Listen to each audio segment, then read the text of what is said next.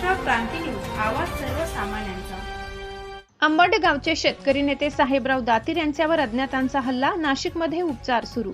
अंबड गावचे शेतकरी नेते तथा सामाजिक कार्यकर्ते साहेबराव दातीर यांच्यावर शनिवारी रात्री अज्ञात व्यक्तींनी हल्ला केल्याची धक्कादायक घटना घडली। नाशिक मुंबई आग्रा महामार्गावरील रायगड नगर परिसरात कंपनीतील काम आटोपून घरी परतत असताना हा हल्ला झाल्याची प्राथमिक माहिती आहे। या हल्ल्यात दातीर जखमी झाले असून त्यांच्यावर नाशिक शहरातील एका खासगी रुग्णालयात उपचार सुरू आहेत। घटनेची माहिती मिळताच संबंधित पोलीस कर्मचारी घटनास्थळी दाखल झाले।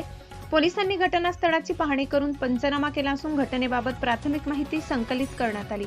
हल्लेखोरांचा शोध घेण्यासाठी पोलिसांकडून तपास सुरू आहे। साहेबराव दातीर हे अंबड परिसरातील शेतकरी, नागरिक तसेच स्थानिक समस्यांसाठी सातत्याने आवाज उठवत आले आहेत। रस्त्यांची दुरावस्था, खड्डे आणि नागरिकांच्या विविध मूलभूत प्रश्नांवर त्यांनी यापूर्वी आंदोलने व पाठपुरावा केलाय।